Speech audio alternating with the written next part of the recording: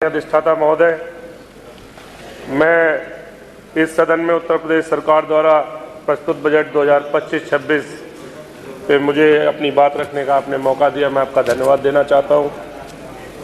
ये बजट मान्यवर जो दावे सरकार कर रही है उसकी जमीनी हकीकत से कोसों दूर है। इसमें गरीबों, किसानों, मजदूरों, युवाओं और अल्पसंख्यकों के लिए कोई ठोस प्रावधान नहीं किया गया है। किसानों की उपेक्षा की जा रही है, बेरोजगारों पर सरकार चुप्पी साधे हुए है, शिक्षा और स्वास्थ्य के अपर्याप्त जो साधन है उन पर कोई सरकार की नजर नहीं है। मेरे क्षेत्र की जो प्रमुख समस्याएं हैं, जो 8 लाख करोड़ का जो बड़ा बजट सरकार पेश करके अपनी वाहवाही लूटने का काम कर रही है, तो मैं उम्मीद करता था कि इसमें कुछ ऐसे अहम मुद्दे थे जिन्हें शामिल करके सरकार मदद करने का काम करेगी, लेकिन अफसोस के साथ कहना पड़ रहा है अधिष्ठाता महोदय कि सहसवान की और बदायूं जिले की उपेक्षा इसमें की गई है। सड़कों की जब ये लोग बात करते हैं तो अगर सड़कों का हाल देखना है तो चमनपुरा से लेकर नदायल तक जो हमारे बैसवाड़ा का क्षेत्र है मान्यवर, जो कम से कम 50-60 गांव की कनेक्टिविटी है, वहां पे पिछले 10 साल में कोई काम ना होने की वजह से वो पूरा सड़क तालाब में कन्वर्ट हो गया है। वहां निकलना मुश्किल है, गाड़ियां पलट जाती हैं, पता नहीं कौन से हादसे का ये लोग इंतजार कर रहे हैं। मैंने इससे पिछली बार भी अपनी बात को रखा था, लेकिन इस बजट में उसका कोई प्रावधान नहीं है। मैं सरकार का ध्यान आपके माध्यम से आकर्षित करना चाहता हूं। मान्यवर, हमारे सहसवान में जो बुनकर समाज के लोग हैं वो बहुत बड़ी तादाद में रहते हैं, जो जरी का, दरी का और पर्स का कारोबार है, जिसकी पहचान देश और विदेशों में सहसवान की है। लेकिन अफसोस की बात है कि कोई विशेष पैकेज उनके लिए नहीं दिया गया, जिससे सहसवान का बुनकर समाज खुद को ठगा ठगा महसूस कर रहा है। जो बिजली की ये लोग बात करते हैं, जो अभी मेरे साथी सामने से बता रहे थे कि सब स्टेशन बना दिए गए, सबसे ज्यादा जरूरत अगर कहीं पे है तो हमारे जनपद में विधानसभा सहसवान में मान्यवर अभी थोड़ा सा शादीपुर पे, समस्तपुर भूड़ पर और बैसवाड़ा क्षेत्र में एक बिजली घर की जरूरत है। और जरीफ नगर से लेके वहां तक कम से कम 50 किलोमीटर की दूर में एक ही बिजली घर है, जिसकी बीच में शादीपुर पे बहुत ज्यादा जरूरत थी। मैंने पिछली बार भी कहा था, लेकिन अफसोस की इस बार भी उसकी कोई प्रावधान इसमें नहीं किया गया।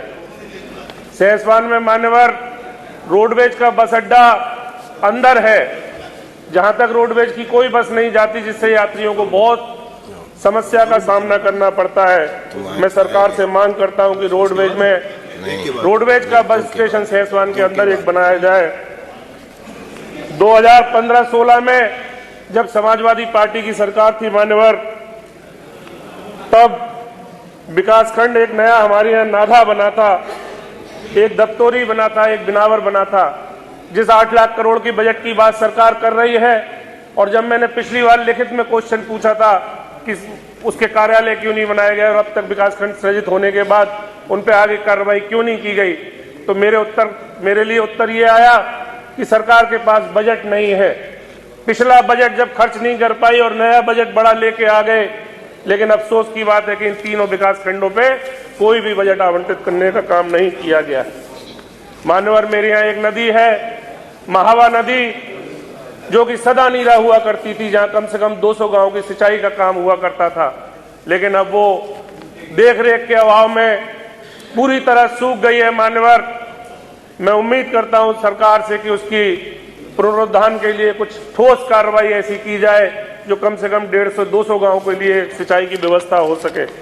और जब सिंचाई की बात करते हैं तो मैं नाम लेके कहना चाहता हूं, सरकार का ध्यान आकर्षित करना चाहता हूं कि जब ट्यूबवेल कनेक्शन की बात आती है तो सहसवान में माननीय अधिष्ठाता महोदय, आपके माध्यम से सरकार को नोट कराना चाहता हूं कि सहसवान के आसपास के इलाके में खासकर ट्यूबवेल कनेक्शन के लिए माफिया सक्रिय हो गए हैं।